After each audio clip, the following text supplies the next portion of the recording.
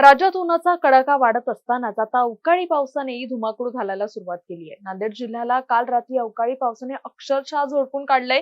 विजांचा कडाका आणि वादळी वाऱ्यासह झालेल्या या पावसामुळे जिल्ह्याचा विद्युत पुरवठा विस्कळीत झालाच, पण त्यासोबत बळीराजाचंही कंबरडं मोडलंय। विशेषतः हळद उत्पादक शेतकरी या पावसामुळे हवालदिल झाला असून काढणीला आलेली हळद पावसात भिजल्याने मोठं नुकसान झालंय। त्यात येलो अलर्ट जारी केल्याने शेतकऱ्यांच्या चिंतेत आणखीनच भर पडली आहे।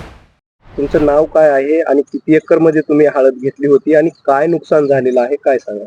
नमस्कार सर, माझं नाव शिवशंकर दिगंबर पवार, तालुका अर्धापूर, जिल्हा नांदेड। माझी 2 एकर हळद आहे सर। आता पाठीमागे तुम्ही बघू शकता। तर 2 एकर हळद आहे। तर शिजून तिला झाले बघा 3 दिवस। 3 दिवस झाल्यानंतर रात्री 11च्या नंतर इतका पाऊस मोठा होता विजाच्या कडकडात, तर आम्ही काही 50% झाकलंय, 50% झाकू शकलो नाही सर। आमची इतकी 50% हळद भिजलेली आहे। ते भिजल्यानंतर नुकसान काय होईल, तर हळदीचा ते 50% भाव कमी होते सर। त्याला मग आता व्यापारी काय म्हणतात, लोखंडीत झाली, दगडीत झाली, या गोष्टी आम्हाला आता सहन करावं लागणार।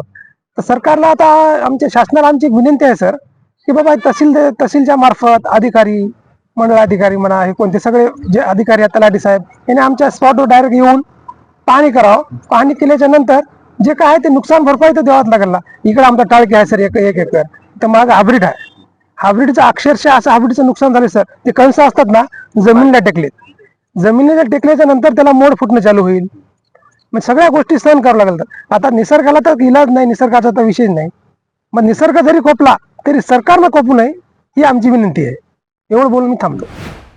मारुती कामाजी पवार, मी सर शहापूरवाडीहून बोलत आहोत। तरी माझ्या हळदीचे 1 एकर हळद होती, अनुनात नुकसान झालं। फारीवट 25-25 लिटर पाणी साचून समधी हळद मधामध्ये ओली चिंब होऊन गेली आणि शासनाने काहीतरी आर्थिक मदत म्हणून करावी ही विनंती मी करीतो।